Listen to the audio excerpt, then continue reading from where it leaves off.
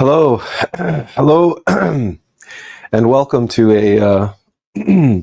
a sickly and not 100% live stream for Atlas Info Live. We're glad to have you here, and we apologize in advance for our voice and for any coughing or anything else that you have to endure for the duration of today's live stream. Suffice it to say, we've been ill now for quite some time. And we probably have pneumonia, although we haven't had that confirmed with an x-ray. But everyone in our family got sick at the same time. We were not exposed to anyone, but we have all of the COVID symptoms. And now my father has been hospitalized with pneumonia, and I have all the same symptoms that he has. Um, but I didn't want to cancel a second week in a row, so we're going to do our best to get through this. And so for the next hour and a half, we're going to leave the world behind. We're going to leave our illness and all the pneumonia and everything behind. Hopefully, we will keep our coughing and all that stuff to a minimum. So again, we do apologize for any of that, for that inconvenience. But we're glad to have you here. And it's kind of interesting, the what we're going to be discussing today, because it just came out of nowhere on November the 8th. This film released on Netflix. Now, hopefully you've had an opportunity to see it. If not, we'll try to give you a brief synopsis of what it's about and who made it and the buzz around it and the significance of that buzz as it relates to what it's actually trying to communicate, which we have yet to see anybody making those connections. So the film is called Leave the World Behind. It stars Julia Roberts and Ethan Hawke, and also Kevin Bacon. I apologize if I don't remember the other actors' names. And it's about a family from New York who rents a very nice house on, I guess it's called Long Island, and they rent it on Airbnb or whatever, and they have the intention of spending the weekend together as a family in this luxury home when everything sort of goes to hell. All of the phones, the TVs, the networks, everything goes down.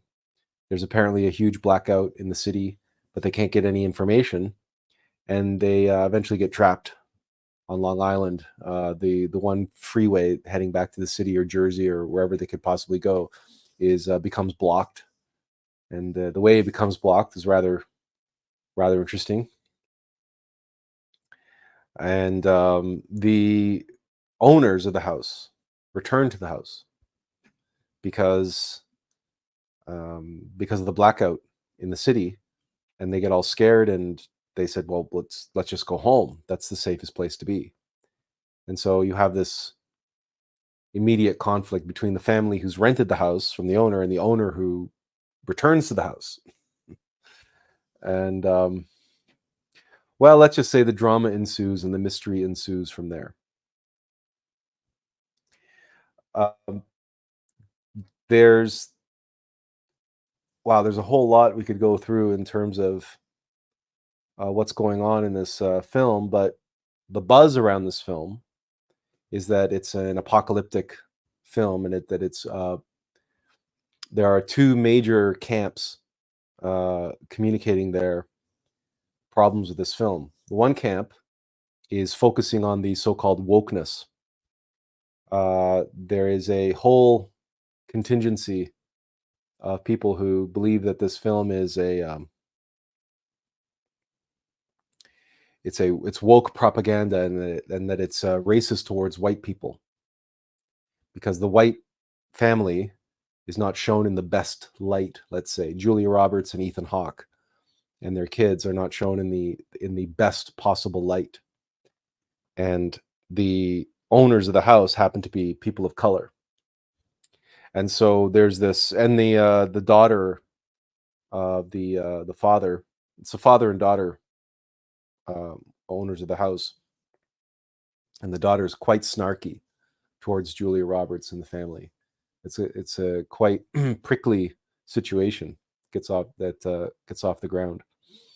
But a lot of people are focusing on the wokeness, that this is woke propaganda, and that's the primary purpose of this, is to make white people feel bad and guilty and ashamed, and to make them look stupid and incompetent, et cetera, et cetera. Because most of the white people aren't shown in a very positive light at all. But there's another camp, another contingency, who, of course, are focusing on the actual technical aspects of the collapse of the networks, the telephones. There's a drone flying overhead, scattering pamphlets, leaflets that are in Arabic, that are demanding death to America. And there's other things going on that indicate some kind of a cyber attack. The satellites don't work. The GPS doesn't work. Satellite phones don't work. So there seems to be, and then eventually we see more dramatic indications of things not working. We see evidence of planes crashing, and we actually see a plane crash. And so there's all kinds of stuff going on the fritz. Everything's digital, everything's hooked up to the network, and it's all going down. And we're going to get into some of the details of all of this. And a lot of people then are focusing on the predictive programming aspect of this film. They're saying that we are being conditioned, we are being prepared for how they're going to do the Great Reset, or to take down the United States or Western civilization, for that matter. That this film is actually showing us a blow by blow, play by play of how that's going to go and how they're going to do it. And it's predictive programming, like they claim the media does all the time. So in other words, there's the whole conspiracy camp.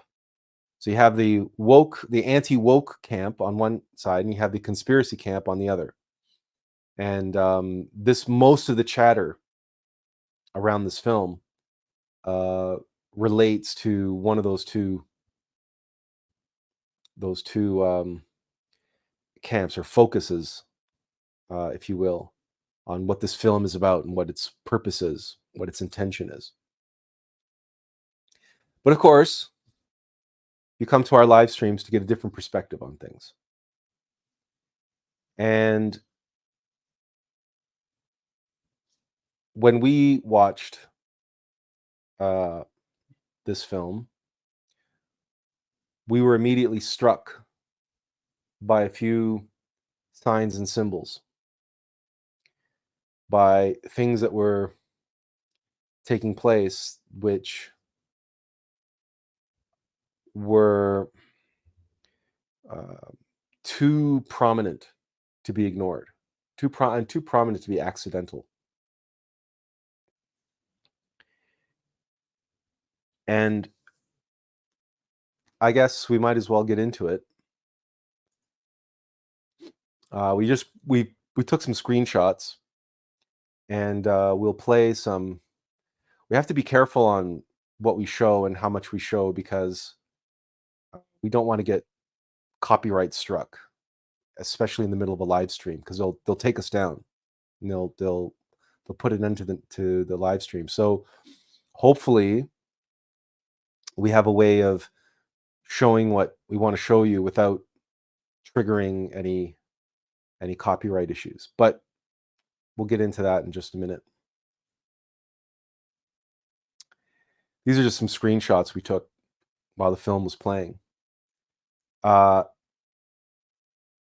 or Esmail, it's Sam Esmail, is the filmmaker.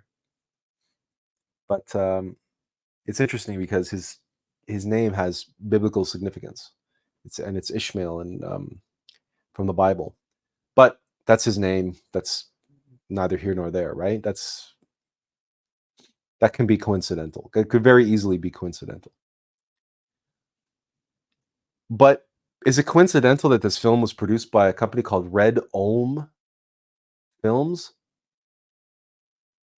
Red Olm. Red Olm is one of the production companies. The other production company is called Higher Ground. That could be coincidental. Could just, just happen to be that the these production companies happen to, I don't know, like the material, or they know Sam Ishmael, the director and the writer. It's based on a book. Anyway, we just felt right off the bat these were sending a certain signal that there's something more going on in this. Don't just look at the surface level. This is the opening shot, and the whole opening sequence is just zooming in on the earth, closer and closer and closer and closer, until eventually we zoom in on the street where the family lives in New York, who are about to go on their weekend getaway. But we will encounter these images of the earth, the round earth, the globe, several times throughout the course of the film. In fact, the film is broken up into parts, and part 2 is called The Curve. And while there is a contextual reason for them to call the second part of the film The Curve, in terms of a curveball, something unexpected, in the context of what we're going to be getting into and what we're going to be showing you, in the context of this shot and the shot immediately following this title screen, the next shot is this: the curvature of the earth. Now, no doubt there might be flat earthers out there who are, running interference and dreaming up all kinds of conspiracy theories around how this film is just round earth propaganda, which, may be true from their perspective, right? But the importance of curves and curvature and roundness is emphasized, especially in this particular shot, because there's a satellite in it. And satellites, geosynchronous satellites, point to a certain place on the earth.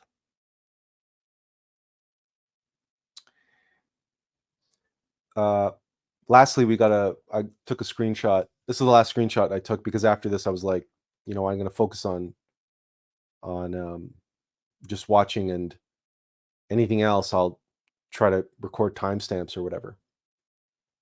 This is the bedroom where they sleep, and I couldn't help but notice. Make this bigger for you. You see well, number one, the girl is wearing a NASA t-shirt. And if you notice in the background here, that wallpaper is an ocean.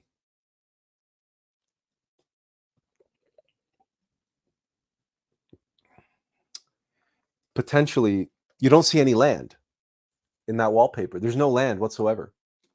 It's just ocean, and it's open ocean, and it's quite choppy waves. It's what one might imagine surface of the earth looks like, let's say, I don't know, after the Great Flood.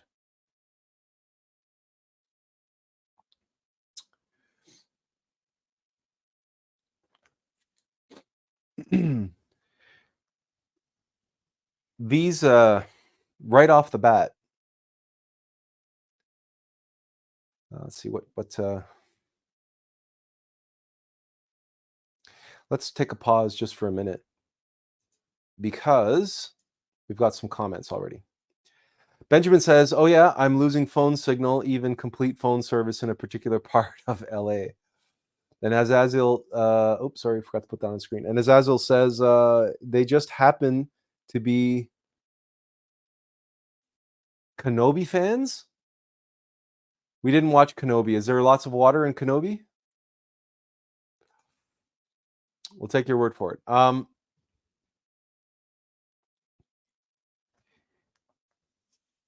The next thing that we wanted to show, this happens early on, by the way, in the movie. So let's just see if we can pull this up.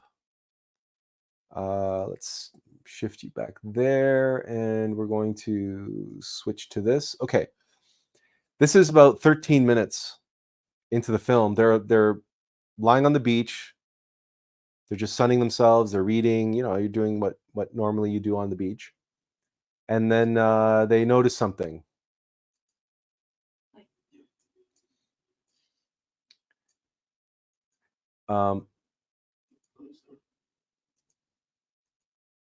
We're gonna just play around with the pausing it and and the sound so we don't get hit with copyright. But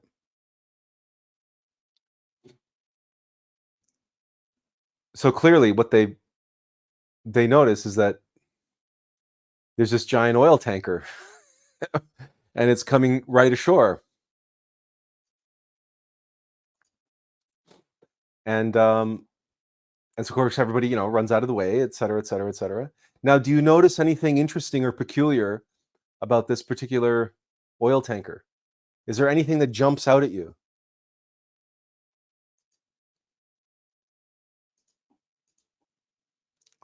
Anything at all that leaps out at you, that grabs your attention, that says there's something peculiar? Well, I mean, other than the fact that an oil tanker is just running aground on a beach. What is there special about this particular oil tanker that's penetrating the beach? Okay, so that's the end of the scene. So we'll back it up.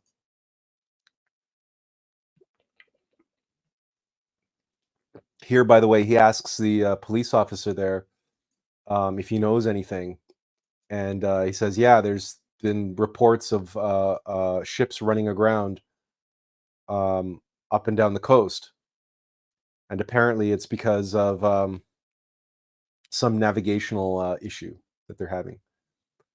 So okay, so let's just pause it there. Hopefully that stuff will go away off screen. Maybe it won't. So Azazel hits a nail on the head here, like white lion.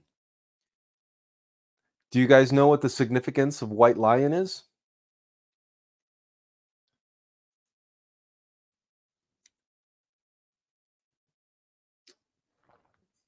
If not, you can Google it, because it turns out millions of people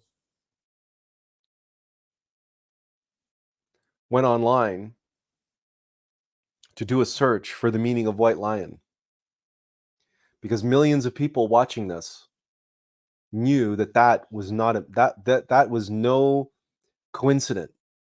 That was not by accident or just on a whim that they named that ship White Lion.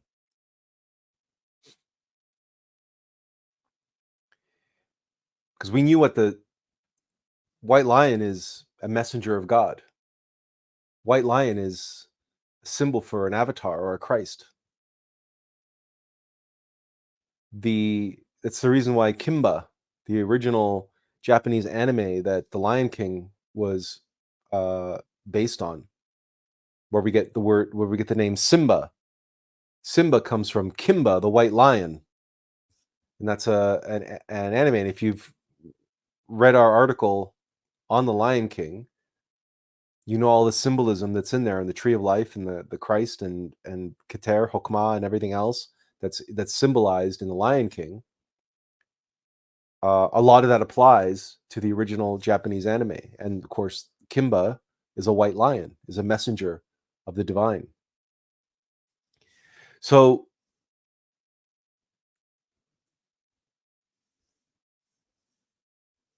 this is not by accident that they have included this white lion very early on in the film to come and disrupt the proceedings. This white lion is delivering this cargo, this message, which if you've watched our video, our 35-minute video on the human condition, you know that in the latter part of that video, we talk about the purpose of the rational mind to deliver the divine gifts of metamind. And the allegory we use is that of a giant cargo ship, a container ship. In other words, we are all to be, this imagery here connects the allegory or the symbol of a cargo ship to that of the white lion, the divine messenger, that which brings cargo, brings things of value, substantive value from far off shores, brings them into port. Now, in relation to that, we also have the imagery of the tugboat and so on and so forth. Here, all of that's foregone because the plot allows for it, for this white lion, this gift of metamind to just run ashore. So very early, like not even 15 minutes into the film, we're given a very profound symbol that there is important messages in here. But is it really just about, some global cabal who are going to be doing the Great Reset and how they're going to be going about doing it? Is it just predictive programming, like everybody's saying? Is it just wokeness, is everybody saying? Or is there something more to it? Well, where's our timestamps here?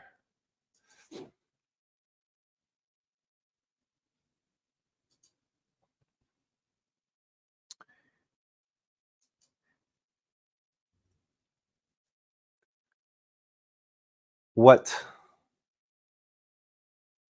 is okay,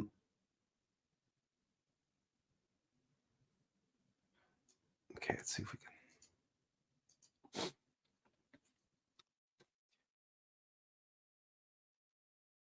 One of the things that happens in this film is there's a great deal of cinematography.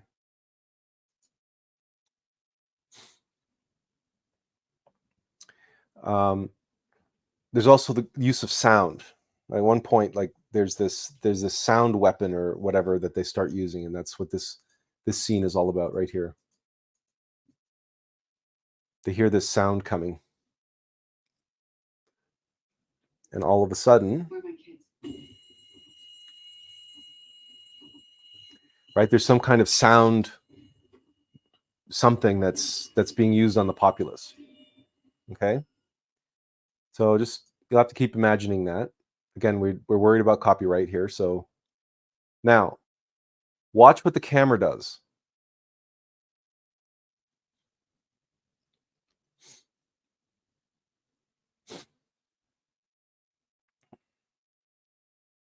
And watch where the camera will end up. Okay? This is just one of many, many, many, many examples. And we couldn't find them all when on our second viewing, but we got the two important ones, which is the one that we just showed you, and which again we can play it back. Okay, so when the sound hits them, Now the camera tilts to its side first, and then it looks at it from this orbital view, and the camera's spinning, right? And it's tilting and spinning. But where it ends up is that the camera ends up on its side. We're seeing the world, but it's at a 90 degrees. And this happens again. Hopefully we remember this. 135.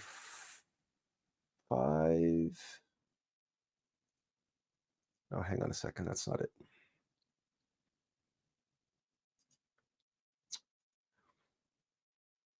Oh, okay. It's 141. So go a little bit further to 141. Whoops, went too far. Let's go back. Okay, this is a shot from the moon. Okay,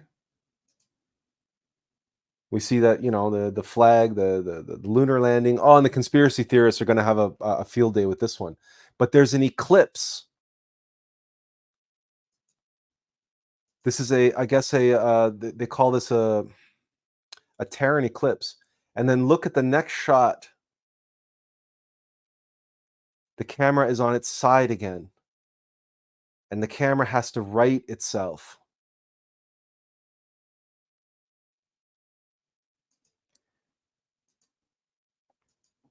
Let's go back. And again, we have this shot from the moon where we have the flag. So it's suggesting, you know, the lunar landing and all this kind of stuff. So it's feeding all this the conspiracy theorists out there about the lunar landing was faked and all that kind of stuff. But there's an eclipse that happens. And immediately that eclipse is followed by this shot.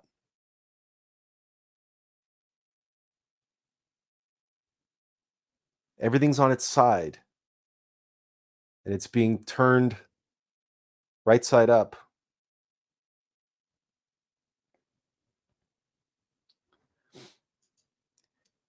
There are countless shots in this film where the camera does this in one way, shape, or form. It's going from it's very strange. Like, normally, cameras don't move this way in films. They pan, they zoom, they track, they do lots of things. Okay, they tilt, they do lots of things, but very rarely do they go on their side where everything becomes sideways, because it's very disorienting. It's very strange. There's something. Cameramen, cinematographers do not do this unless they are trying to communicate something. This is deliberate, in other words. And the scene, what we just saw, this shot is set up. The eclipse is immediately followed, and then there's water. This is in the bedroom, where the whole back wall is an ocean. And here we see how strange this is. That's what water is. It's on its side, right? It's not pouring out. It's strange. There's something weird about it. It's also creates this optical illusion. It's distorting her face. The water is.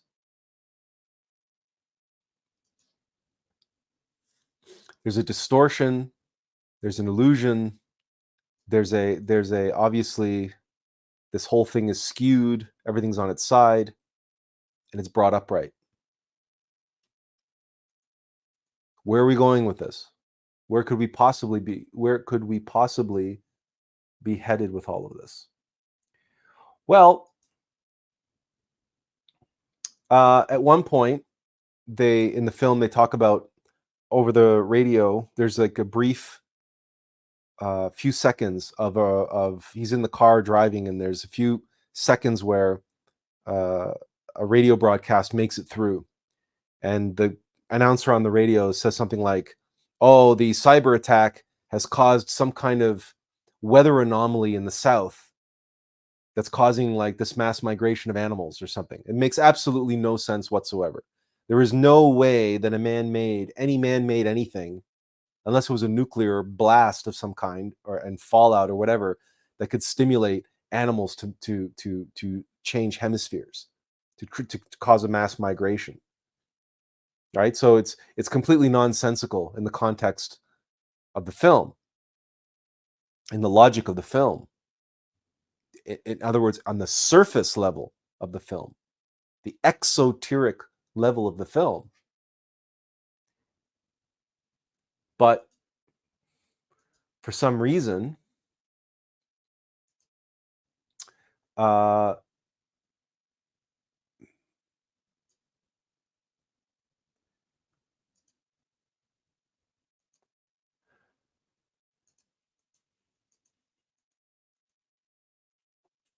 they go out to the pool. And remember, this is Long Island off of New York.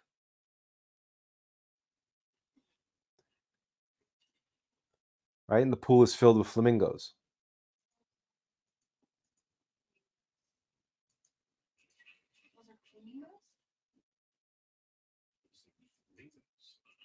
Now they try to give a little, like I said on the radio, this little tiny, short little explanation as to that. Oh, there's the cyber attack caused some, weather anomaly or whatever in the southern hemisphere, and the animals are coming north. Right?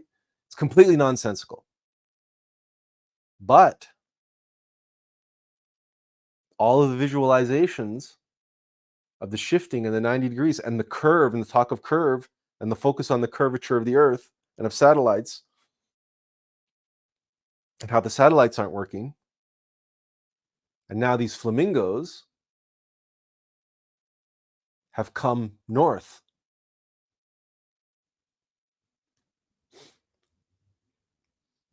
This is not accidental. They actually had to go in and try to write an explanation into the exoteric level of this story to make sense of of this scene. But it's nonsensical in that context. But it does make sense on the esoteric level of what this film is really communicating. What it's communicating non-verbally, what it doesn't mention in any way, shape, or form in the text of the film, in the dialogue, or in any story level of the film. They don't mention it at all. But we've shown you just a couple examples of, through cinematography and through other means, that these flamingos, these birds from down south, tropical birds, have now come to Long Island. Why would they do that?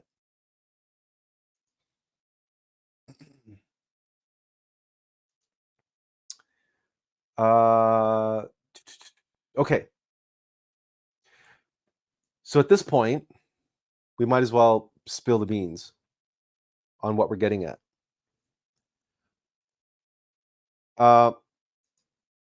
Actually, should be maybe we'll try to do a visual aid here. Okay, so we all know that the Earth is round, and we know that. Well, hang on a second. What else can we do? Yeah, okay. You know that it's slightly tilted, right? But we generally have a north and south pole. You guys can see that okay? So we also know that uh,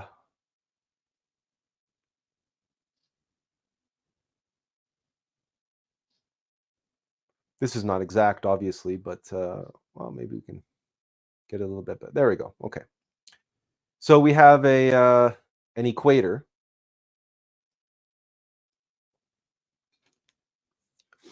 and then we know that the land, the surface of the Earth, the land, floats on a mantle, more or less. And then everything else is water. So we're not gonna bother trying to draw the land and all that stuff. You guys can use your imagination. There is a phenomenon known as uh, what is it known as? It's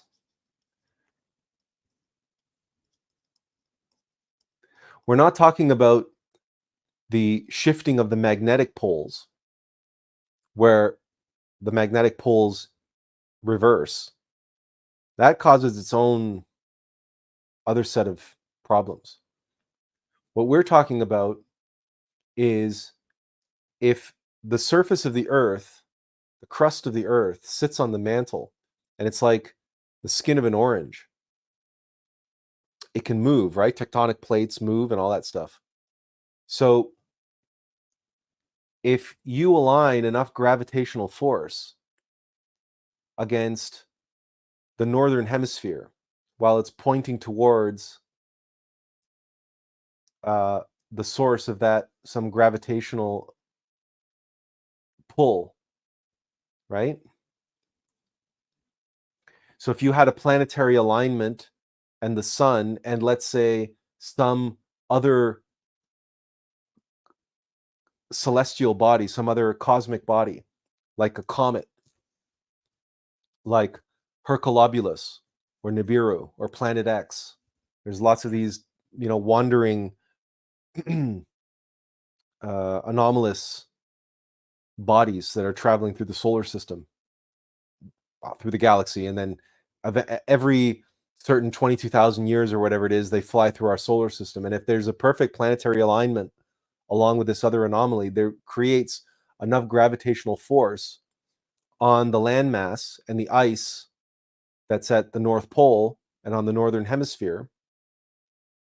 This creates a pull that yanks the crust of the Earth from the pole towards the equator. And when you do that, anything that's in the southern hemisphere gets pushed into the northern hemisphere. Now, when this happens, when this takes place, instantly, all of your satellites, okay, all of your satellites become completely useless, because all of these geosynchronous satellites, which are projecting onto a certain part of the world and expecting to have a certain part of the world be underneath it, that part of the world is now gone. Now they're seeing something completely different.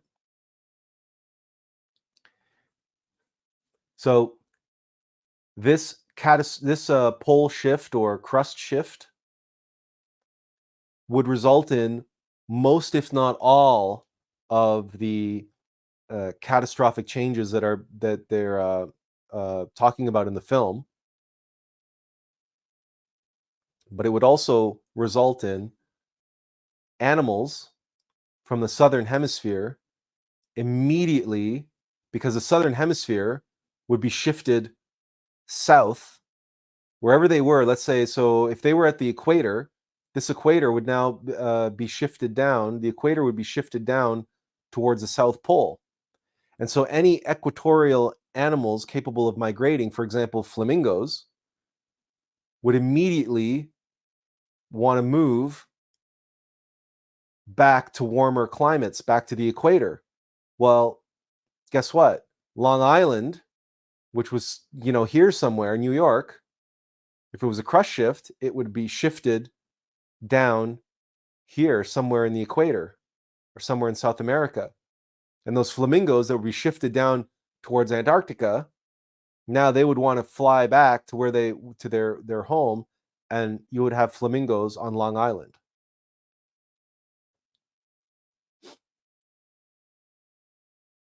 It's a very crude, simple, oversimplified example. But all of the GPS, all of the navigational problems that they're causing ships to run aground and planes to crash and stuff, all of that would happen because all that navigational technology, the stars would change. The earth has changed beneath you as you're flying. Wherever you thought you were going is now you're not there anymore. And whatever you were using in terms of radar, in terms of satellites, anything and everything you were using to navigate is now completely changed.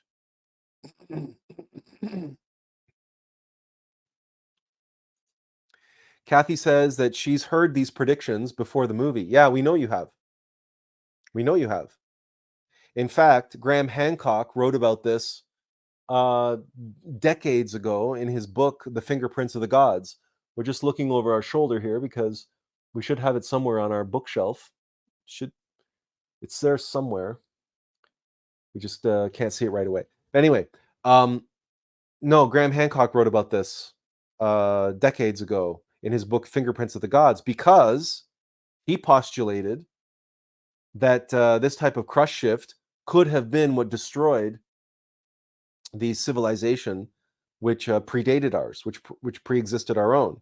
Now, since then, he's now shifted to his Younger Dryas theory, that the Great Flood was caused by a cataclysmic impact on the ice sheets during the Younger Dryas.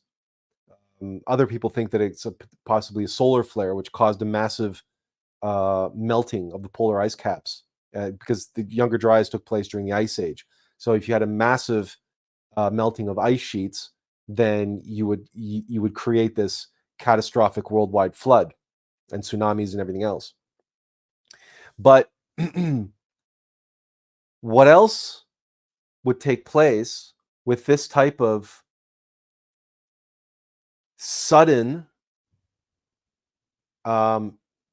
crust shift on a planetary scale is just imagine the shocks, the internal shock waves, friction,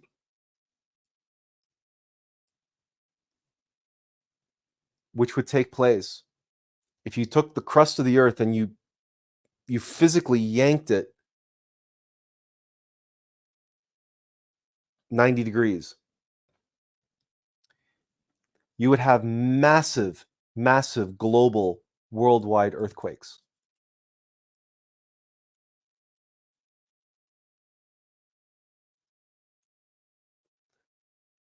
And everything, and not just earthquakes, but if you had this kind of disturbance, this massive global geological disturbance, who knows what kind of pressure points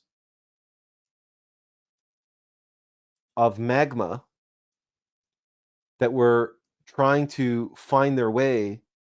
They were finding their way slowly through the crust of the earth, but now through this massive shift and these massive earthquakes, who knows what kind of crevasses and cracks and fissures open up for massive expulsions and eruptions. And then, of course, anytime you have massive geological activity, i.e., earthquakes, and those earthquakes take place under the ocean, and are the surface of the earth is the vast majority of it is ocean, and the vast majority of the Earth's crust is underwater. You have the potential for enormous tsunami events, right?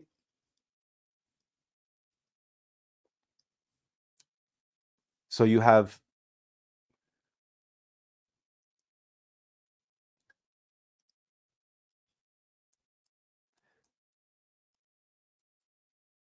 Samael Aun predicted, he prophesied that our humanity would be destroyed by earthquakes. And anytime you have massive global worldwide earthquakes, then the volcanic activity and tsunami activity goes hand in hand with that. So earthquakes can destroy not just with the simple vibration and the destruction that way, but the tsunamis will then come and the coastal areas just get washed away.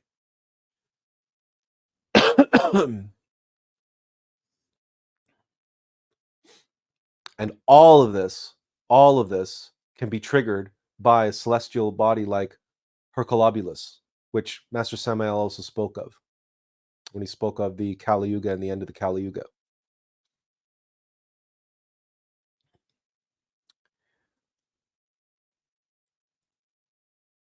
There's something else which is notable, that in some of the prophecies of the end times, they talk about the stars falling from the sky or the gods abandoning mankind.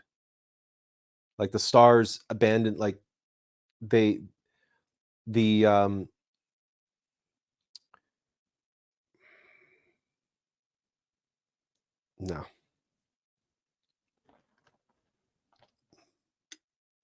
the zodiac signs, the star signs, the constellations, they move, they shift, they go away.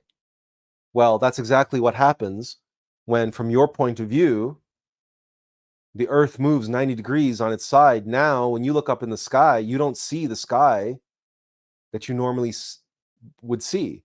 The northern hemisphere no longer sees the northern hemisphere sky. They now see an equatorial or southern hemisphere, and those in the equator, they now see a southern hemisphere sky. And all the constellations seem to have moved. Everything would shift, because this, of course, is not some kind of perfect 90-degree shift. It would be messy. It would be messy and kind of imprecise. But regardless, what you looked at, what you saw up in the night sky, in terms of constellations, what you used to see when you looked up, now you're going to be seeing something completely different. The constellations will have shifted, will have moved.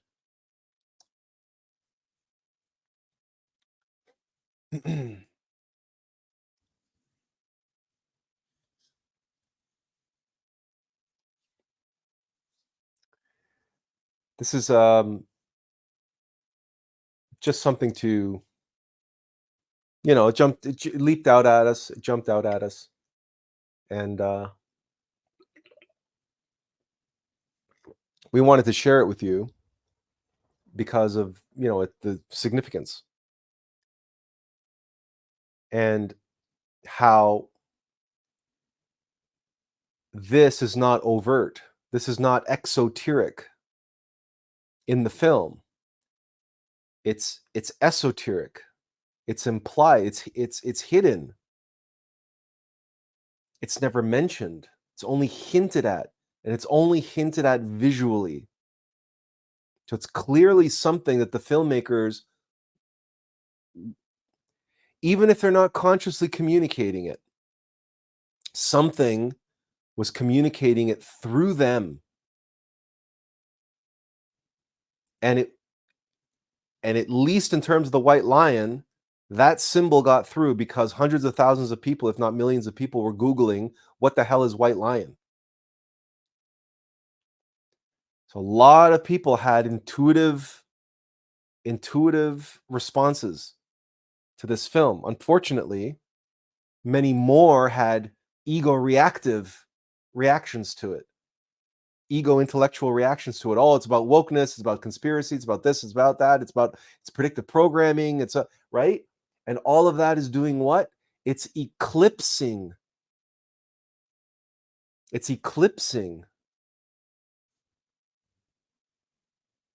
what the movie is really trying to communicate.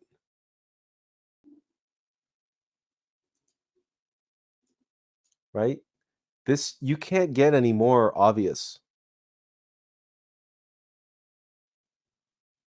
than setting up conspiracy and showing how conspiracy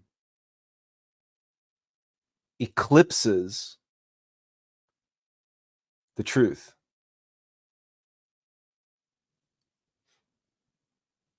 To us, this is so obvious that it's self-evident. Now, we could be wrong. Of course, we could be wrong. But we want to propose, we want to give the film an opportunity to speak for itself. So why don't we do that? Why don't we do? Because all of this so far, all of this is just speculation.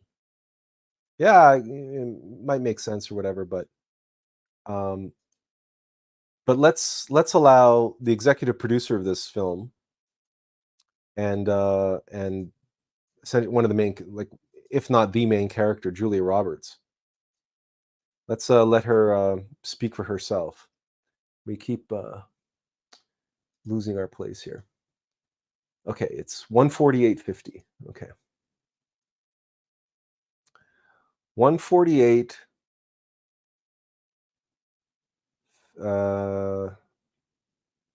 50. Now, she asks the young colored girl will ask her, you know, why she is this way, why she's always so angry. Like, the two of them have a terrible, prickly relationship.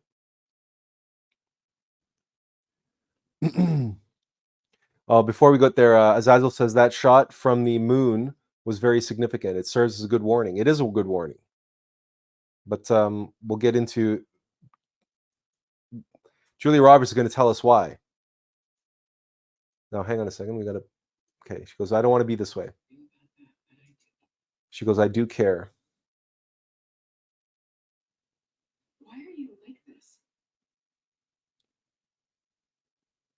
What do you get out of being so angry all the time? Can you guys hear this? Can you guys actually hear that? We're not sure if you can hear that. She says, what do you get out of this? Why are you so angry all the time?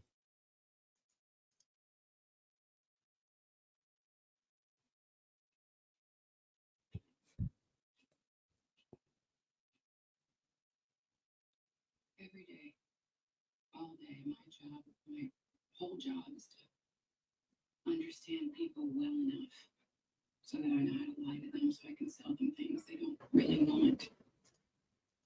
So I guess we should mention that Julia Roberts works in advertising. That's her job. She works on the client side. And so, yeah, so her specialty is convincing people to buy stuff that they don't want, to understand people. When you study people like that, when you really see the way they treat each other, well, you're not dummy. You see what they do, and they do it without even thinking about it. Fuck. I did it to you and your dad, and I don't even really know why. We fuck each other over all the time without even realizing it. We fuck every living thing on this planet over and think it'll be fine because we use paper straws over the free range chicken. And the sick thing is, I think deep down we know we're not fooling anyone. I think we know we're living a lie, an agreed upon mass delusion to help us ignore and keep ignoring how awful we really are. And there it is.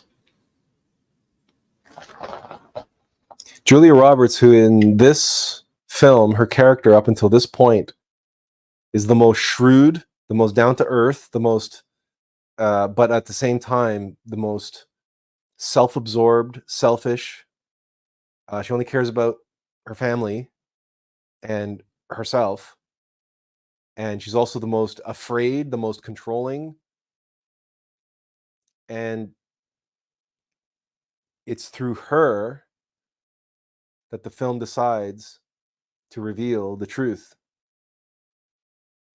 This mass delusion, this agreed upon delusion that humankind is under, that allows them to ignore the truth,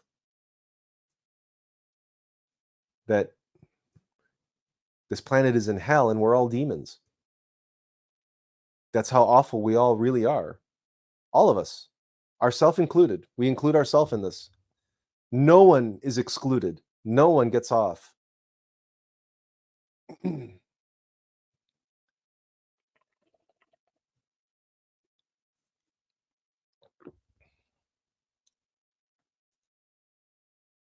This film has something to say, all right. And amidst all the bluster and all the conspiracy and all the, all the fancy schmancy action thriller intrigue that I'm sure needed to be in the script that Netflix demanded of the filmmakers to make this entertaining, the filmmakers slipped in the hard truth. We fuck each other over all the time without even realizing it. We fuck every living thing on this planet over and think it'll be fine because we use paper straws and we're the free range chicken. The sick thing is, I think deep down we know we're not fooling anyone. I think we know we're living a lie, an agreed upon mass delusion to help us ignore and keep ignoring how awful we really are.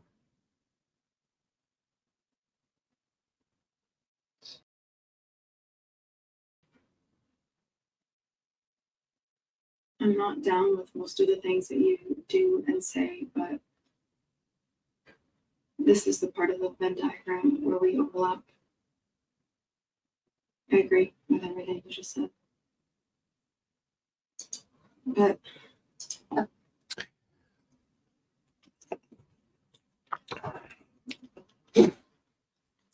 So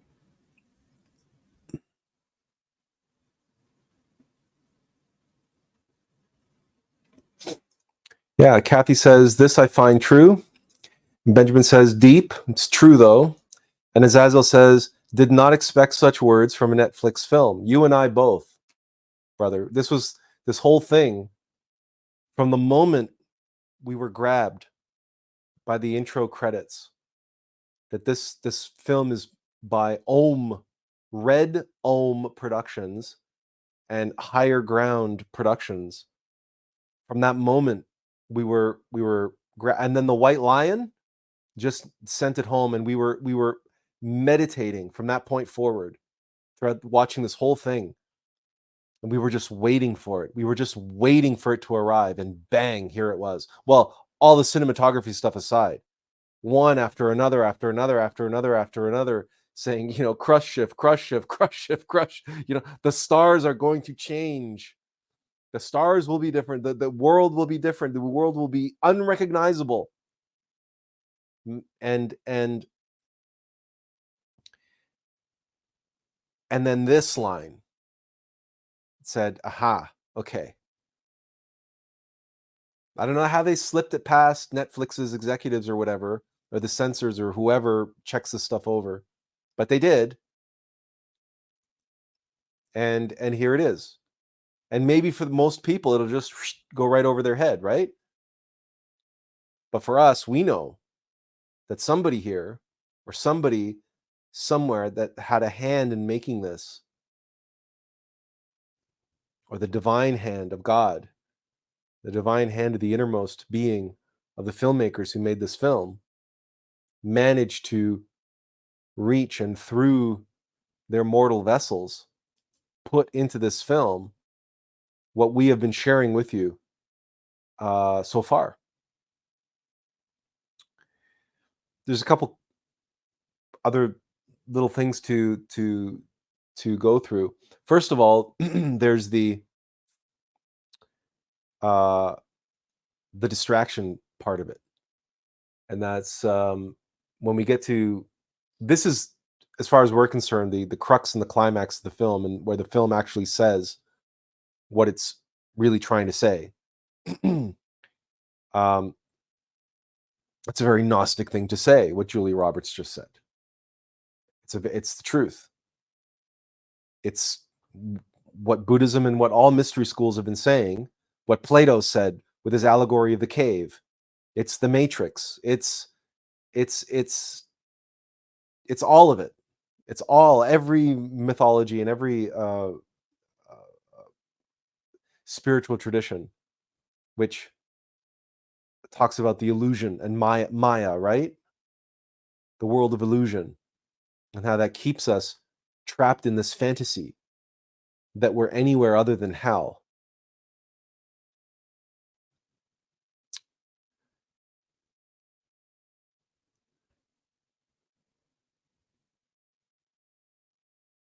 But there's lots in this film to eclipse all of that. The film can only be an expression of the way the world is. So its version of the end of the world is a reflection of that, of the fears and anxieties and everything else. And that's why so many people can miss what we're sharing, what we're showing you. And so many people will miss it precisely because they're going to be hypnotized, distracted by the exoteric message, the exoteric summary of the film, which we get to hear. I'm not scared anymore. You call me crazy because it is crazy. It would make more sense if we were on the brink of an all-out invasion. Please. I think we'd actually let something like this happen. I thought we were smarter than that. But why not? Because my primary client works in the defense sector, I spent a lot of time studying the cost-benefit analysis of military campaigns. There was one program in particular that terrified my client the most. A simple 3-stage maneuver that could topple a country's government from within. So just to let you know what he's about to say here, what he does, he's a money manager on Wall Street, and he has very wealthy clients. And what we discover throughout the course of the film is that he's been withholding information, but he has a very powerful, very influential, very wealthy client who had him move around some money before all this took place. And what he's going to reveal here is going to contextualize and summarize the whole film from the context of from the perspective of his character, and from the exoteric message that the film is trying to portray here. First stage was isolation, disable their communication and transportation, make the target as deaf, dumb, and paralyzed as possible, setting them up for the second stage. Synchronized chaos. Terrorize them with covert attacks and misinformation, overwhelming their defense capabilities, leaving their weapon systems vulnerable to extremists in their own military. Without a clear enemy of motive, people would start turning on each other.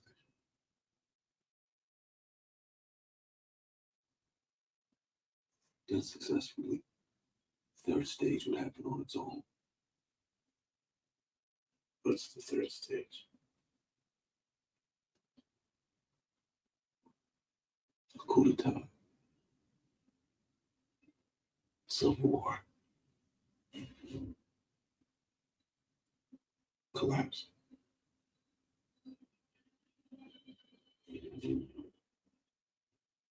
This program was considered the most cost-effective way to destabilize a country.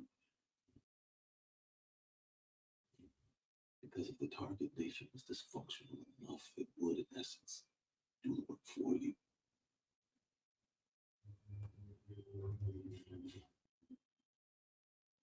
Whoever started this wants us to finish it.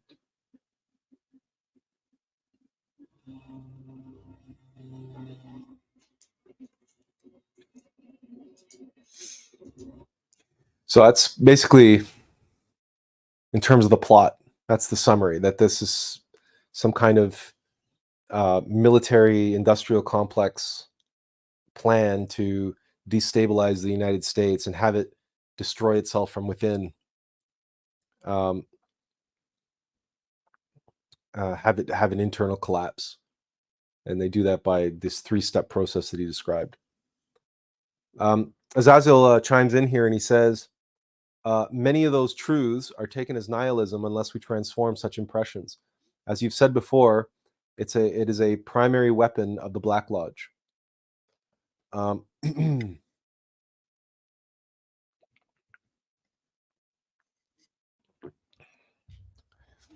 There's one last thing that we want to share, and that is the final scene of the film. What this little girl is on a hunt. The little girl who goes missing. She's on a hunt. You see, she wants to watch the final episode of the last season of Friends. She wants to know what happens to Ross and Rachel, and she was watching that episode when the internet went down. So her whole mission throughout this entire film is to try to finish that thing. And so she goes to one of the neighbors here, and she stumbles upon the neighbor's bunker, underground bunker. We should be safe to put the volume up here because, I mean, it's just footsteps and concrete and stuff. I don't know how we could get struck for copyright with the sound. She turns on the lights here. Now, interestingly, we're going to pause just for a second. Okay, you got to pay attention to the details. Devil's in the details. Okay. Oh, and by the way, we never we never pointed out, pardon the pun, that this whole community where they're staying at here on Long Island, its name is Comfort Point. We should have mentioned that. We noticed that when they were driving on the highway out of the city into Long Island, and that when she goes to the grocery store it's called Comfort Point, Comfort Point Farms or whatever it is. But it's like a little market, little not a farmer's market, but what these little country store type things. And it's called Comfort Point. They're staying in Comfort Point. That's not by accident. Okay. And that's one of the first things that we notice again. So there are so many, this movie has so many little signs and hints and things right at the beginning, right at the outset. That's to wake us up, to wake up the consciousness, to say, hey, pay attention, and pay attention to the little things. Pay attention to what isn't spoken, because we guarantee you that Julia Roberts' little monologue is the only real spoken dialogue that has the deep esoteric truth in it. Now watch this when she goes to turn on the power, the auxiliary power, and turn on the lights and everything to this bunker. Okay. Do you recognize that name? Oh, we got to go back. Shoot, we didn't pause it fast enough. Okay, let's try it again.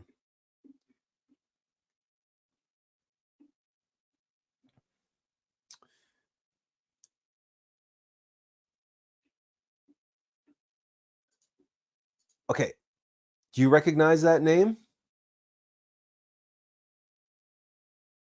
Let's make it bigger so you can see it better. It's here. It's kind of dark. We can't get it to... it says Commodus. Right? We'll put it in the chat. It says Commodus Survival Shelters.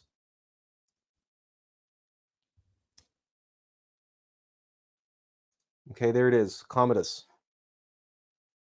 Do you recognize that name? Where have you seen that before? Where have you heard that name before?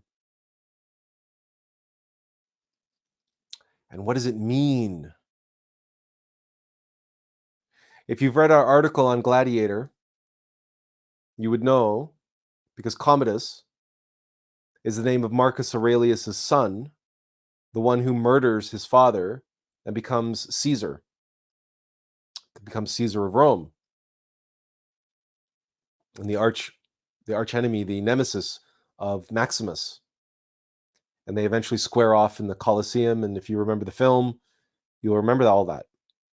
But Commodus means desirous.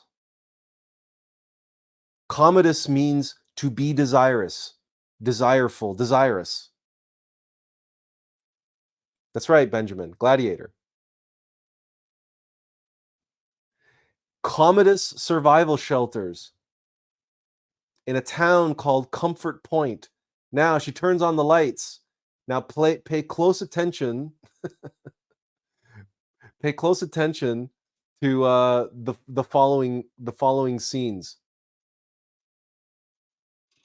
Turns on the lights. Okay. The lights come on. Is it just me? Or could this be a bloody IKEA commercial for IKEA survival shelters? Azazel, back us up on this. Is this not like an advertisement for survival shelters?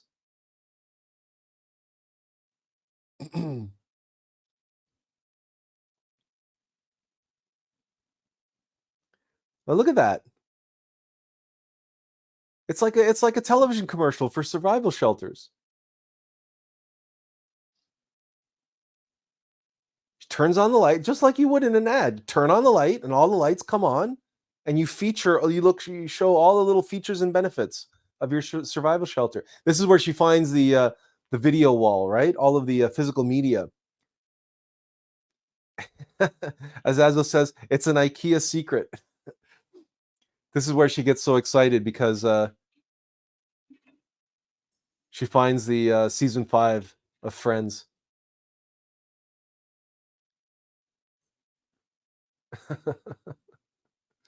All film, the entire film, she's been dying to find out what happens to Ross and Rachel.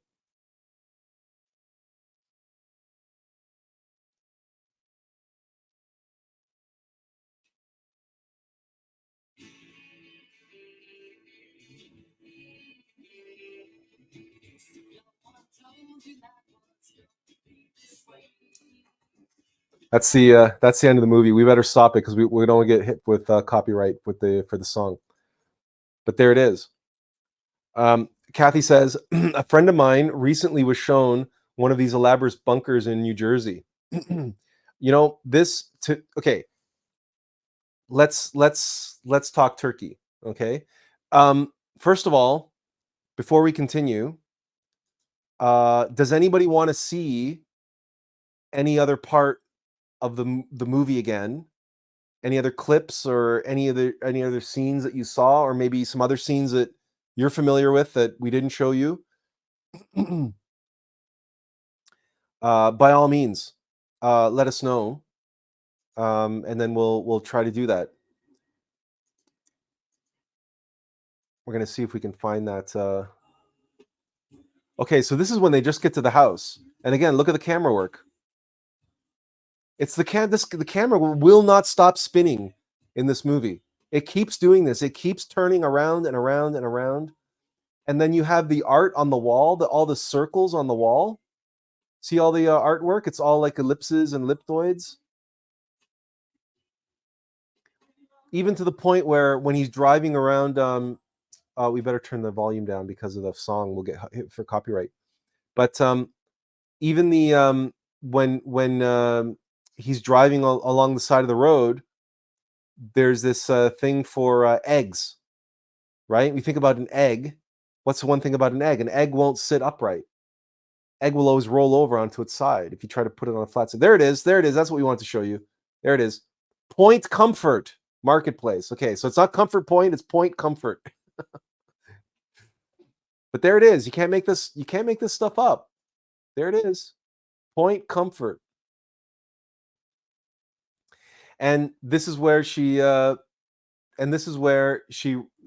loading up her car for her weekend, and she notices this contractor down the way, Kevin Bacon, and he's loading up his truck, and he's a survivalist. So he's got like all this water, and he's got all these like buckets of shit and bottled water. He's loading up his truck for survival, and of course they encounter him later in the film, and that's where you have that that Mexican standoff with the two guns.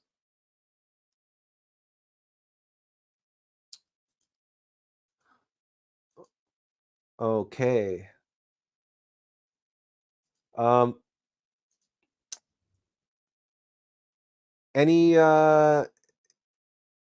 If anybody has any more requests to see anything that you want to see it again, then let us know.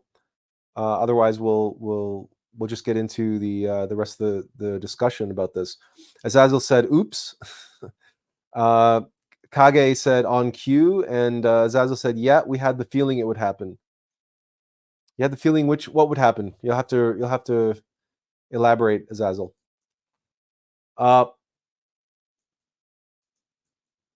Okay, I guess we can go back to our little. Okay, so what we wanted to mention is this film is filled with eclipses and exoteric distractions, and if you want to call it propaganda, sure. And the propaganda, the exoteric propaganda for the masses, is the survivalist messaging. What Kathy just said about having a bunker in New Jersey, the last this movie is a propaganda piece for being a prepper, a doomsday prepper, and then that last few shots of that basement, of that bunker, those were glamour shots. The fact that Julia Roberts is an advertising executive plays into this. Selling people shit that they don't need. This movie is selling people bunkers. Kagemusha says, Gathering, the movie, is recommended viewing.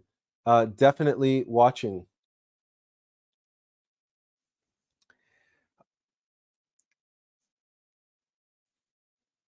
Well, we tried to show you the crux of it, of no bunker, okay, is going to protect you from this. Right? No underground anything is going to protect you from this.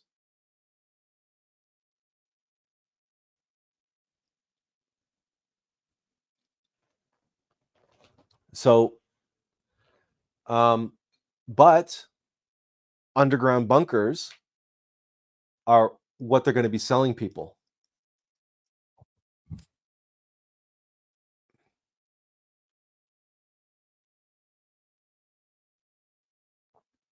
Because the underground bunker is the primal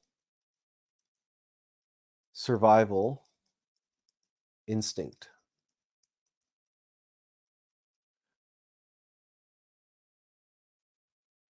Kathy says these bunkers are hydraulically sealed. Well, that's all well and good, but if the land that they're under goes under the ocean, then that, whether they're hydraulically sealed or not, they're not. They've just basically built an elaborate tomb for themselves. It doesn't matter how you slice it. These bunkers are all going to be tombs, because you you have to try to use your imagination to comprehend the type of seismic activity and the type of geological changes and catastrophes this kind of crust shift will create. This is like, it doesn't matter how well you construct your bunker. If it's covered in 400 tons of rubble, you're just living in an elaborate tomb. Even if the bunker does survive somehow, you're living in a tomb, because eventually your air will run out. Eventually your water and your food will run out. But you won't be able to get out. Either you're going to be underwater, or you're going to be under hundreds and hundreds of tons of rubble. Either way, you're not getting out. So, it's just mechanical nature doing what it does. And that's, preparing humanity, but preparing humanity in the wrong way. Because mechanical nature doesn't want 7 billion people, 8 billion people to survive this. It doesn't need 8 billion people to survive this. There will be survivors, but most of who survive this aren't going to be the ones who are building bunkers underground. They're going to be the Aboriginal peoples who already live in jungles and in, the ones who already know how to live off the land. Ones who already know how to, the ones who already live a primal subsistence already. They are the ones who will be able to adapt to whatever catastrophic changes happens, because they can make shelter out of like bark and reeds and whatever they can find. They can make weapons out of just about anything that they find. And they can hunt and they can track and they can they have these primal survival capacities because that's all they have. They can make fire like this, right? They can make fire with sticks or stones or whatever they have lying around, and they can make a fire. And they can make shelter, and they will survive. Not all of them, but many of them will. Many of them will. Because they don't live in cities and they don't live surrounded by concrete jungles that can collapse and bury them in literally hundreds and hundreds of tons of rubble. They're in the wilderness, they're in the jungles, they're in the forest, they're in the on the savannah. And if those in sub-Saharan Africa, if sub-Saharan Africa moved from where it is now to the equator, or those who are living in the middle of Africa, Nigeria, and these other places, and they move into the northern hemisphere, obviously things will be disrupted and be very, very chaotic. But it might be possible that some of these peoples the climate will be more advantageous to them than it currently is, in terms of temperature and so on and so forth. It's hard to say. It's hard to say these kinds of specific, because the other thing too is that when Atlantis was destroyed, the entire continent sank into the bottom of the Atlantic Ocean. So we can't predict that any of the continents, except perhaps North America, will remain intact.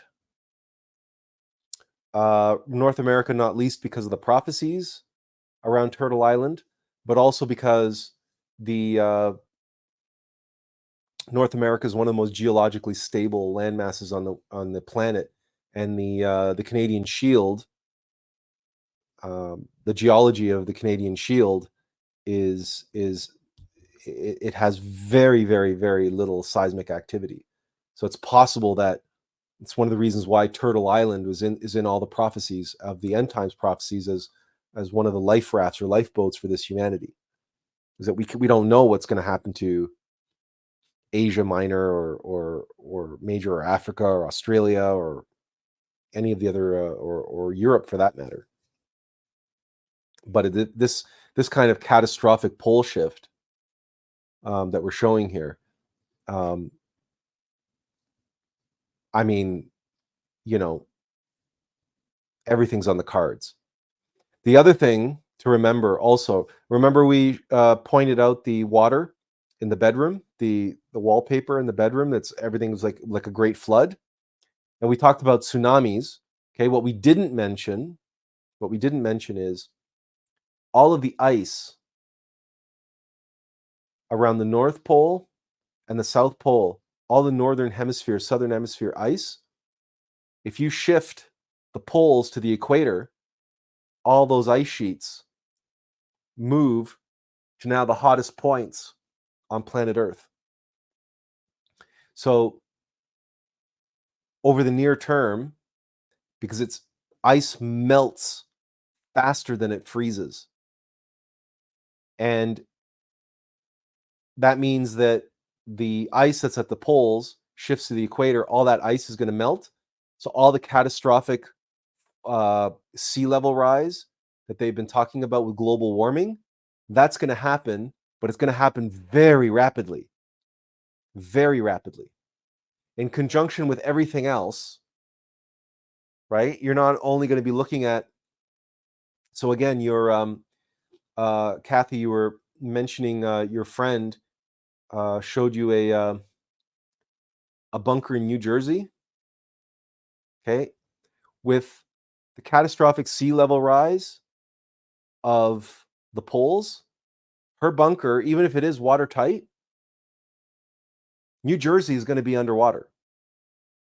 All the island of Manhattan is going to be, like, first of all, the earthquakes and seismic activity is going to make everything collapse into the ocean. Like all the skyscrapers, all the buildings, everything, because nothing is earthquake proof in New York.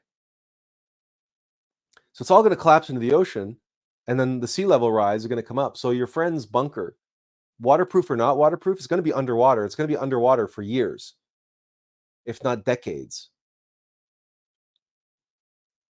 And if there was a drop in that part of the crust, and the ocean rise and it covered it up, it might never come back up above water ever again.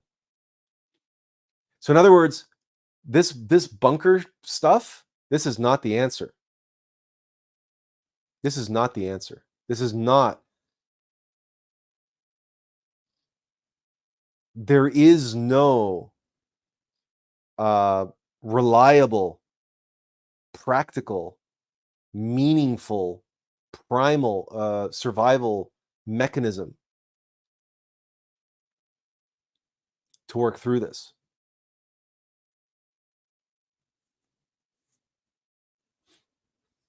So then the obvious question is that, well then what the hell? What do we do? What's the answer?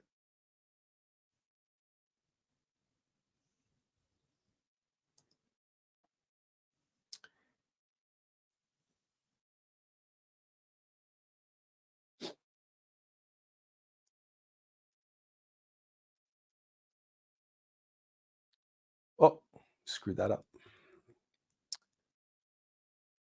Why won't you go away? Let's try this again.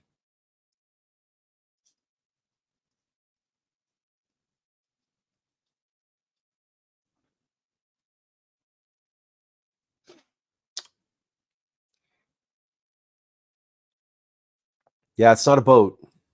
Oh, Kathy agrees with us, by the way, about the bunker scenario. And it's not a boat.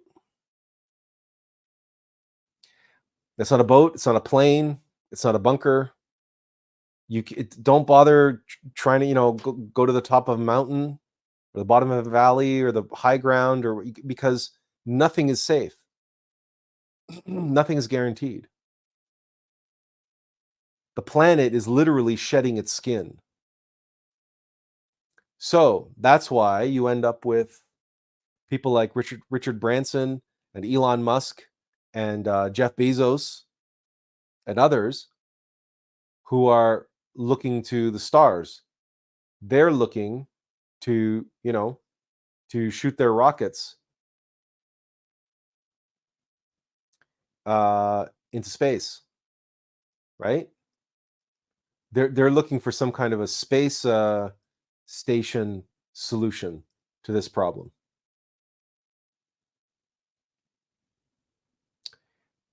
Kathy says the Merkabah is the answer. Well, the answer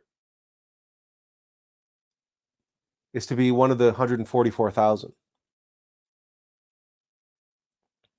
Now, this is a symbolic number. It reduces Kabbalistically to 9.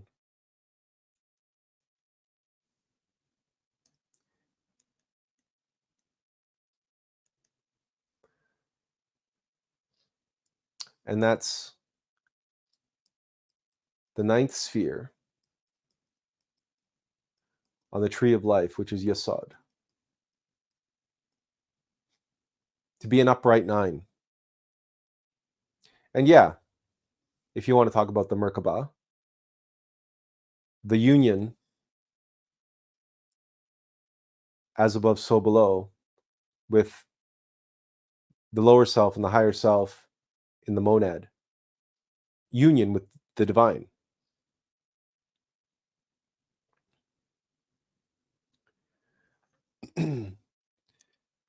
It is not the bunker that needs to be hydraulically sealed. It is we who need to be hermetically sealed.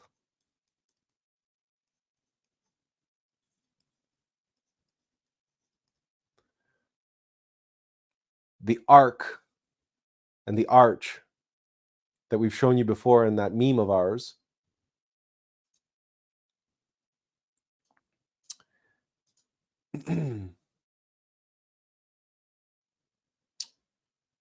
uh,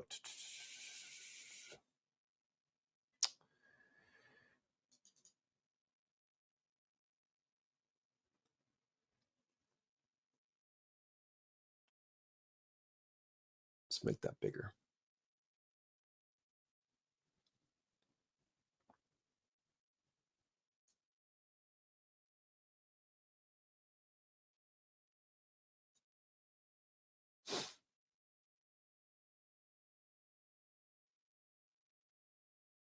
So you see, the monad here is the Ark of Noah, and the relationship, we have the upper Trinity, Keter, Chokmah, Binah, which are the seraphim that are above the box, the Ark of the Covenant, which is the relationship between Chokmah, Binah, Chesed, and Geburah, that holds Da'at, Gnosis. But in order for us to get onto the Ark, we have to be an upright 9. We have to work with Yesod. And this triangle, the vital body, the astral body, and the mental body, we have to raise it. Oh, and the causal body, we have to raise this up so that we can attain union and awaken as a monad, self-realize. Because we're just down here, we're trapped in the 4 bodies of sin, and we're just going to be panicking, and we're just going to be stuck in the primal survival instincts with everybody else. Because before the destruction happens, God always sends a messenger, warning of what's coming. And that messenger is responsible for building the ark.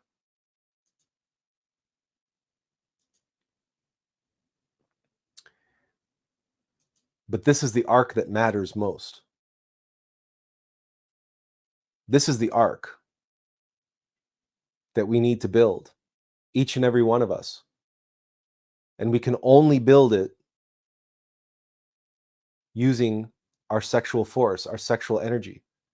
And if we're wasting that sexual energy, we're not hermetically sealed. And if we're not hermetically sealed, we can't create the ark.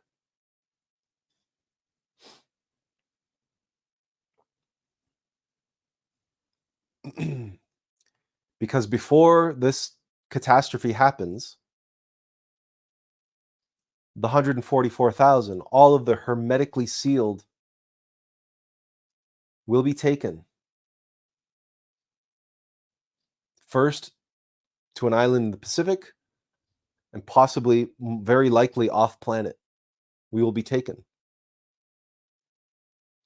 It's not going to be a rapture in the Christian sense, but we will be taken to a place where we will be safe while the planet undergoes this cleansing and this death and rebirth that it has to go. It has to shed its skin. It's a process that has to take place. This humanity has to die. And mechanical nature will see to it. And mechanical nature only wants the most primal, most animal remnants of humanity to survive. And those are going to be the ones who know nothing about what we're talking about here, and the ones who have never watched Netflix, and there's no risk of them watching Netflix, and they're not building bunkers, they're not worried about anything. They live in straw huts or in bamboo shacks. They climb trees for coconuts, and they hunt wild game on the savannah. And they live with their hands, they work with their hands, they kill with their hands. They dance to the beat of the drum. They have no books, they have no computers, they have no cell phones, they have no requirement for GPS. They have the memory of their ancestors, and they have their Gaia worship. They worship the earth. Earth is their god. Mechanical nature is their god, is their deity. And those are the ones who will survive. Those are the ones that the planet wants to survive, because they behave more or less in that primal animal way.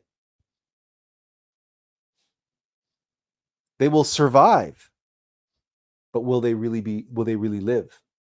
Are they really living now? That depends on your point of view. If you believe that that's what constitutes a human being, to live a primal animal existence, subsistence existence, then sure. But we know that that's not what a real human being is. That's barely even an intellectual animal. A human being is this.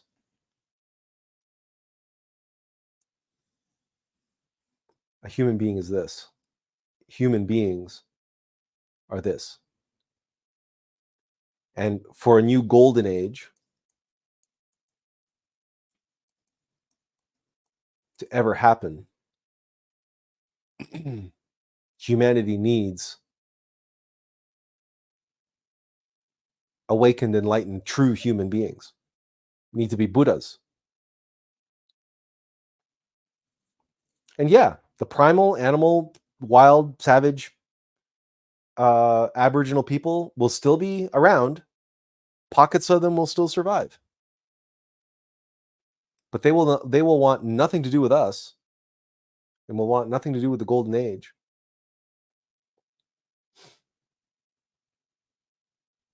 But they may have to be taught. They may have to be educated.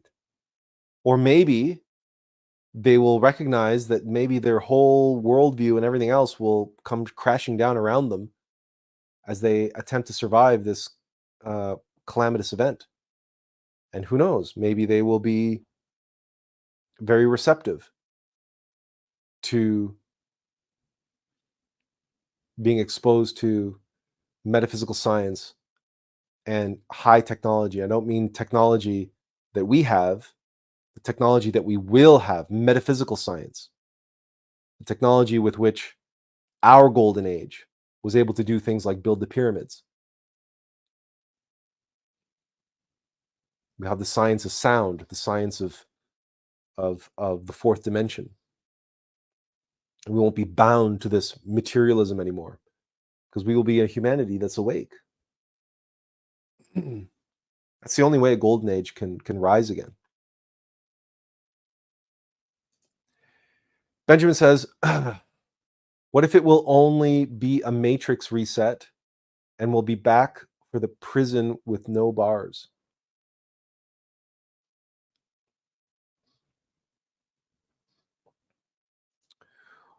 And he follows that up and he says, or it can very, very well be an escape from prison. Well, in answer to your first question, this is why it's so important that those who are chosen to create the new golden age be of the 144,000, be of the ninth sphere, be hermetically sealed, be Buddhas, be awakened, be enlightened. Precisely so that it won't be a recreation of the Matrix. But make no mistake, the golden age only lasts about 1,000 years, give or take. It lasts a certain period of time. We try to stretch it out and make it last as long as we can. But the forces of mechanical nature, the forces of entropy, are very powerful, and the pull on this humanity is very strong. Because the egos we will be beset upon by egos and temptations, desires. And over many iterations, right? The law of the alm of life, the downward spiral of slow devolution, erosion, right?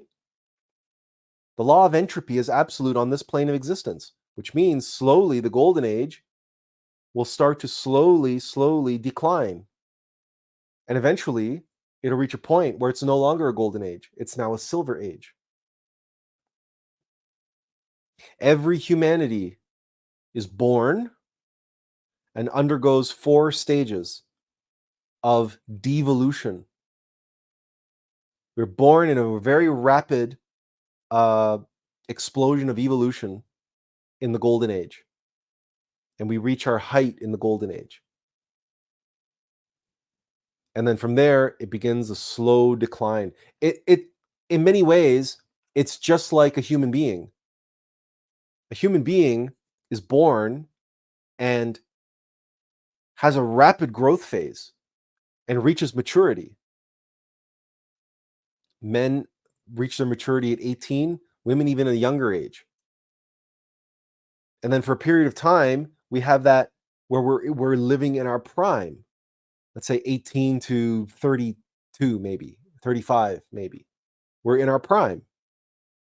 And that's also for women, their prime reproductive cycle, where they're most able to conceive children and give birth to healthy children. Somewhere in that 16 to, at the outside, maybe 35. I know that there's women who are older than that conceive children and so on and so forth. But generally speaking, we're talking about prime now, not the outliers, but the prime. So somewhere between 16 and 35, you're talking about 20 years. And then after 35, all of us who are older than 35 know that it's all downhill from there. No matter what we tell ourselves, it's inevitable. And the average lifespan of a human being is what, 60, 70, 80 years? And we have 20 years in there that's our prime. Let's say 16 to 35. Those are our prime years. And it's front loaded, right? It's front loaded because we have our childhood. So that's a very, very fast development, especially under puberty, right? And then we have these 20 years of our prime, and then it's all downhill from there. The golden age is like that. And then you move into silver, and then bronze, and then iron. And we are living in the iron age of this humanity. And the degradation, the devolution, the entropy is really an influence of subjective nature. It is the influence of mechanicity on humanity. Humanity becomes more and more mechanical. Our minds become more mechanical. We become more materialistic, mechanistic, externalized, more hypnotized by this 3-dimensional world that we're in, that eclipses our true self and our true nature, our divine nature. Our mechanical nature eclipses our divine nature, which again, going back to the film, that shot from the moon, which is the pendulum for this planet that controls mechanical nature. The moon controls the tides. The moon controls women's reproductive cycles. The moon controls, like for example, every full moon, people go batshit crazy. The moon is the pendulum of the earth that controls all of mechanical nature. All the oscillations and the back and forth and the rhythms of nature are controlled by the moon. And so naturally, it is that mechanical nature and that view, that mechanical view of the planet, which eclipses the truth and our divine nature.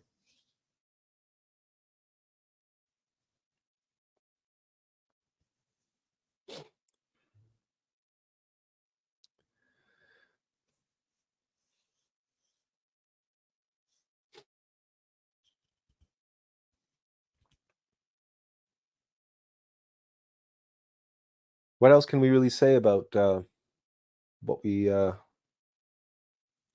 saw and what we've shared?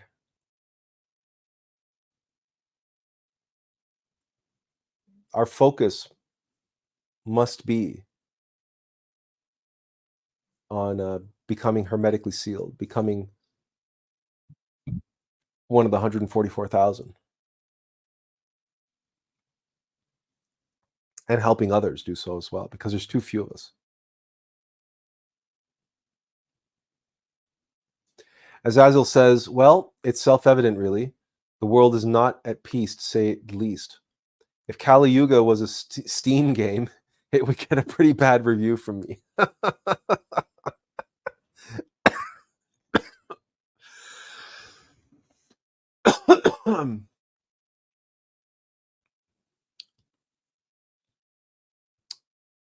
um,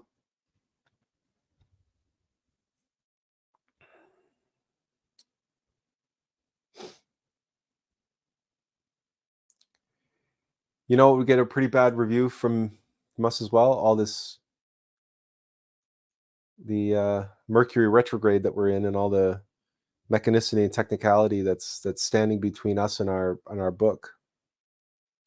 We got an email from Amazon stating that our book appears to be plagiarized,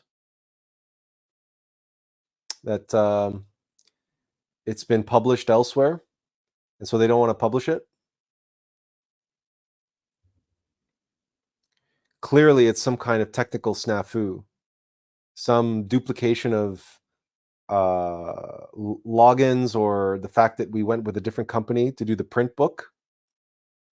We did a paperback and a hardcover with a different company so that we could reach more outlets, not just Amazon. But as a result of that, the hardcover and paperback have been published. So now Amazon is erroneously claiming that we must be trying to publish a book that's already been published. And so we need to show them proof that we're the copyright holders of the book. And it's all this procedural, bureaucratic bullshit. And it's all probably technically, it's probably not a single human being has even looked at the file. It's probably all AI driven. So some algorithm somewhere has made some kind of erroneous connection, or maybe it's even the fact that chapters of our book have elements that were taken from our blog or our website, and they said, we found that online, so this must be plagiarized, or he must not have copyright. So anyway, so the long and the short of it is that it's very, very unlikely the book is going to be out before Christmas. So yeah, Azazel, if all this is a Steam game,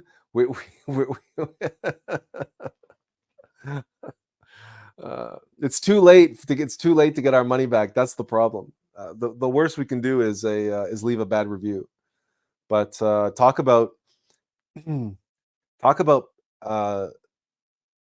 needing to cultivate patience, and talk about kicking the pants, or being tripped up when you see the finish line. You see it's now within reach, and you're literally steps away from it.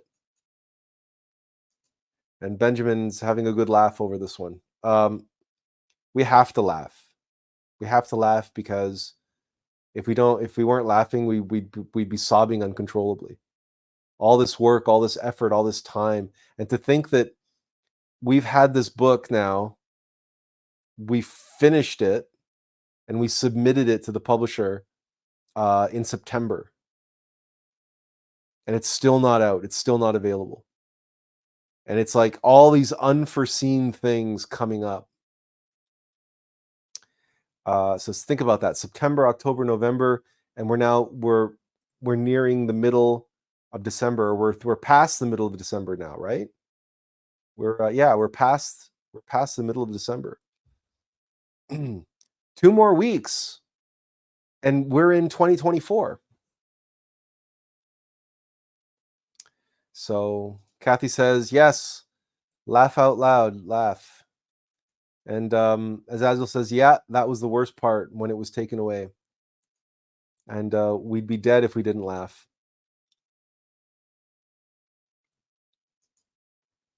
But all of this is nothing. It's child's play compared to what's happening. Because frankly, all the exoteric aspects of this film, whether it's cyber attack or this or that, the other, there's another interesting part of this movie, by the way, where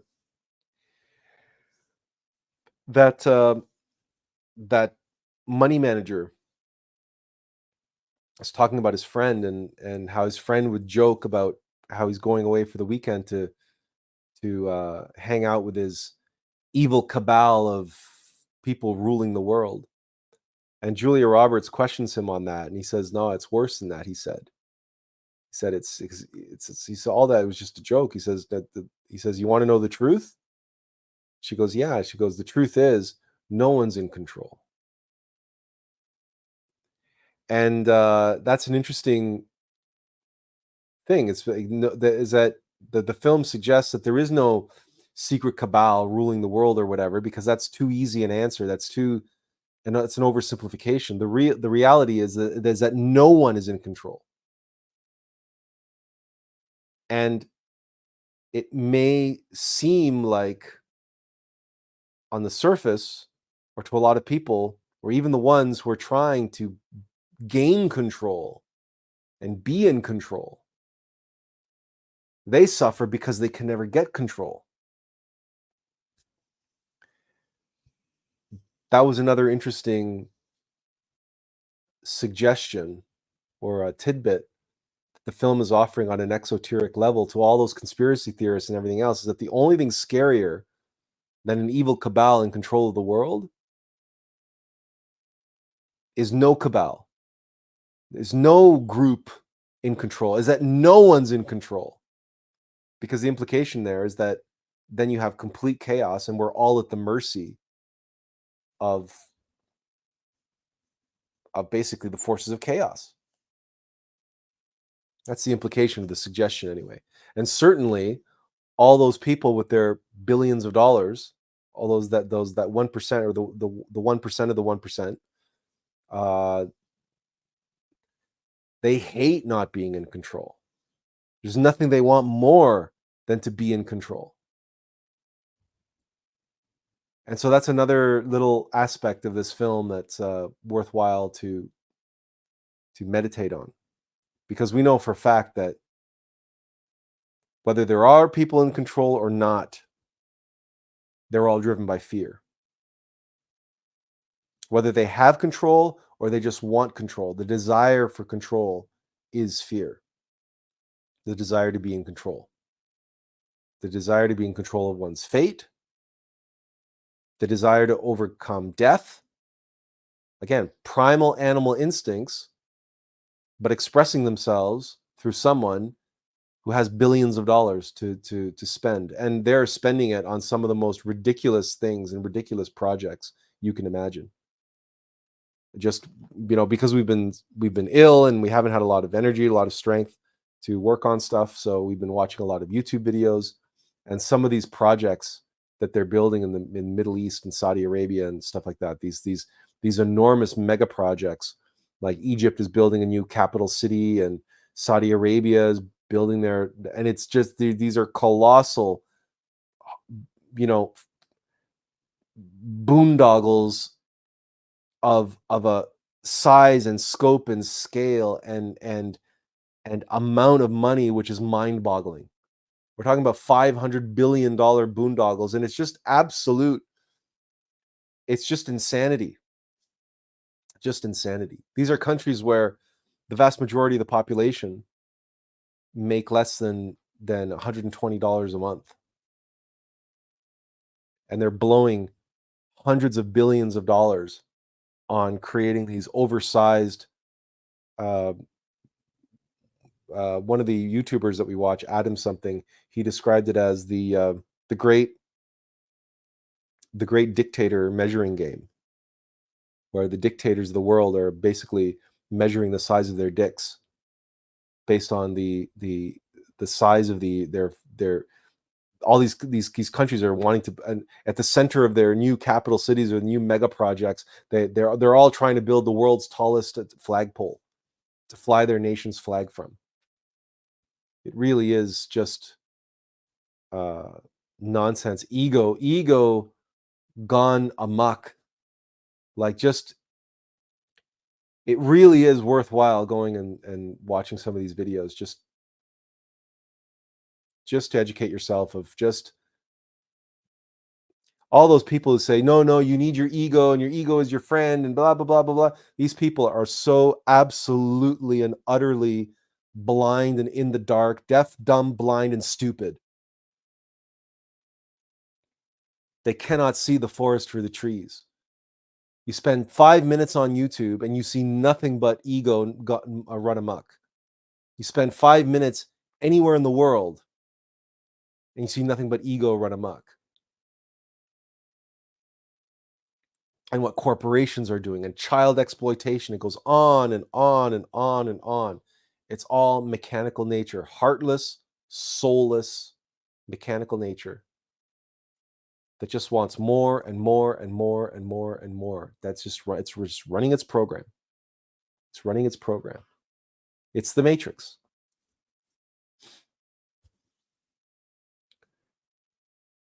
But it's so clever and it's so subtle and it's so convincing in here. Just like Gollum and Smeagol. Poor Smeagol, poor Smeagol. Who saved Smeagol? Who helped Smeagol? Gollum, Gollum. Well, 2 hours. We think that's a fair time, considering we're most likely have pneumonia. It's a weird thing we've had. Like we said, we've been sick for 2 weeks, and we've been coughing up this stuff constantly. Our dad's in isolation in the hospital. We can't even go see him. We hope not to end up there. We don't plan to end up there. We're just resting, relaxing, trying to take it easy. But we didn't want to skip another live stream. Didn't want to skip 2 in a row. So this came up. We wanted to just share with you the insights that we were given. And there you have it. Kathy says, thank you. Feel better. Thanks, Kathy. Thanks for being here. And as I said, the kind that makes you almost puke. No. The what comes up is phlegm from the lungs. So it's not a gastrointestinal thing. It's a pulmonary stuff. So what keeps coming up is phlegm from the lungs, from the bottom of the lungs, no less. So it's got quite a way to come. So thank you all for joining us again today. If anybody has any questions, quickly here's your chance now to ask them before we sign off. But we're going to call it a day at 2 hours. We feel ourselves fading fast. So if you haven't seen the film Leave the World Behind,